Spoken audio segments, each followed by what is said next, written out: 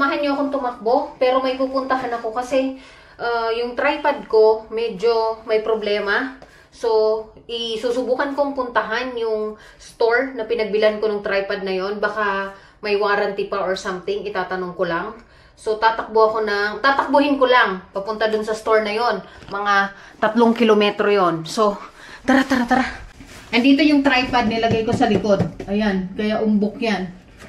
Tatakbuhin ko lang, tapos yung pabalik ko, kung kaya pa ng oras ko, tatakbuhin ko ulit. Pero pag hindi na kaya, magbabas na lang ako. Ayun na nga, 1 kilometer pa bago ako makarating dun sa store. So, ayun, keep on watching. Inom muna akong mabilis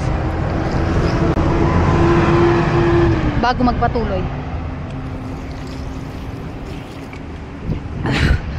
Tara, let's...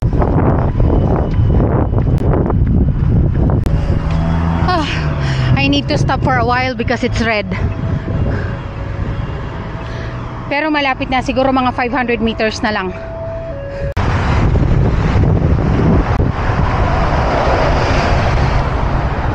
Guys, andito na ako sa area. Okay, so ang tinakbo ko is 3.71 kilometers para marating ko yung area sa kung saan ako bumili ng tripod ko. Bababa lang ako. Ayan.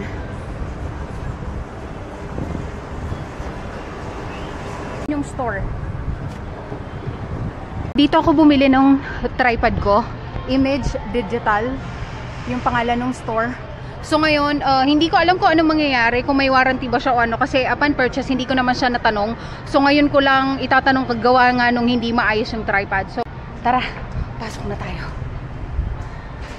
Ito.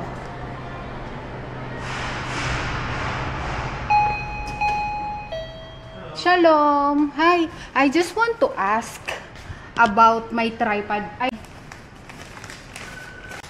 Now this one, I'm having a problem. Hindi na mapapalitan or something.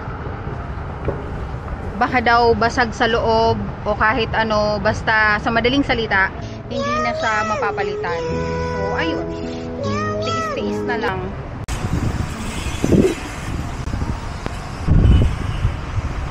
Kung gusto ko daw na ma-check pa further, kontakin ko yung parang customer service nung company or yung service center. So binigay lang sa akin yung contact number.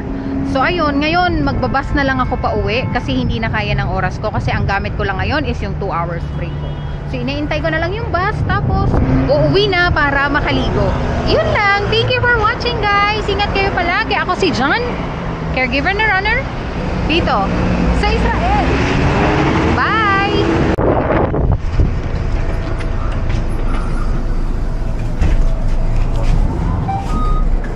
התחנה הבאה, בית חולים בילינסון, גשר מבצע ארנון.